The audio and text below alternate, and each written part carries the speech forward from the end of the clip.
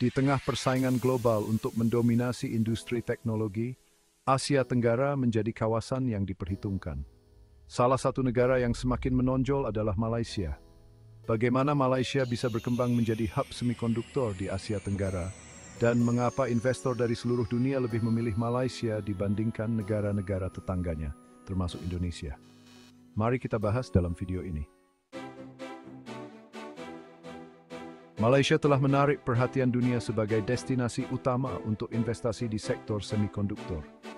Mengapa? Beberapa alasan kunci yang membuat Malaysia unggul adalah kebijakan pemerintah yang pro-bisnis, infrastruktur yang matang, serta tenaga kerja yang terlatih di sektor teknologi. Pertama, pemerintah Malaysia memberikan insentif fiskal yang sangat kompetitif. Ini termasuk potongan pajak dan kemudahan dalam memperoleh izin usaha. Selain itu, Malaysia juga memiliki Free Industrial Zones yang memungkinkan perusahaan asing untuk mengimpor komponen tanpa bea masuk, membuat rantai pasokan menjadi lebih efisien. Kedua, infrastruktur Malaysia sangat mendukung dengan konektivitas yang baik dari bandara, pelabuhan, hingga jaringan jalan yang memadai. Ini membuat proses logistik jauh lebih mudah dan cepat. Kelebihan Malaysia tidak berhenti pada kebijakan pemerintah dan infrastruktur. Negara ini juga memiliki tenaga kerja yang terampil, khususnya dalam bidang teknik dan elektronik.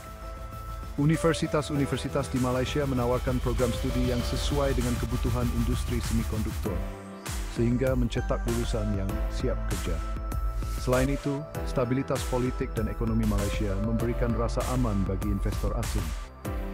Dibandingkan dengan negara-negara tetangganya, Malaysia memiliki risiko politik yang lebih rendah dan pertumbuhan ekonomi yang konsisten. Segmen 3. Siapa saja yang sudah berinvestasi di Malaysia? Hingga tahun 2024, beberapa perusahaan besar telah menanamkan investasi mereka di Malaysia. Contohnya, Intel telah berinvestasi lebih dari $7 miliar untuk memperluas fasilitas manufaktur semikonduktor mereka di Penang. Infineon, perusahaan semikonduktor asal Jerman, juga memperkuat kehadirannya di Malaysia dengan investasi sekitar $3 miliar. Selain itu, Taiwan Semiconductor Manufacturing Company atau TSMC, yang merupakan salah satu produsen semikonduktor terbesar di dunia, telah mulai mengeksplorasi Malaysia sebagai hub strategis di kawasan ini. Total investasi di sektor semikonduktor di Malaysia mencapai lebih dari $15 miliar hingga tahun 2024. Menjadikan negara ini sebagai salah satu pusat utama manufaktur semikonduktor di Asia Tenggara. Segmen 4. Mengapa bukan Indonesia? Sementara itu, Indonesia belum berhasil menarik minat yang sama di sektor semikonduktor. Mengapa? Ada beberapa faktor utama yang membuat Indonesia kurang menarik bagi investor semikonduktor.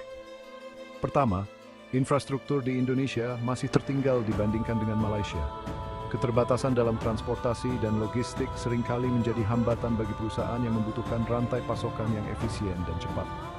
Kedua, regulasi yang kompleks dan sering berubah di Indonesia membuat investor merasa tidak nyaman. Proses perizinan yang berbelit-belit dan birokrasi yang lambat menambah ketidakpastian bagi investor asing.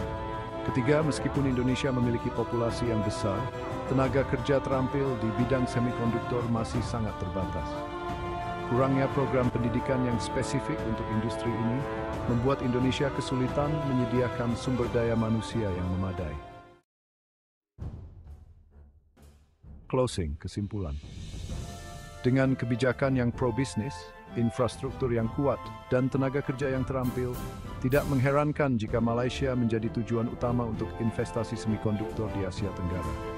Perusahaan-perusahaan besar dari seluruh dunia telah melihat potensi Malaysia, dan ini hanya permulaan.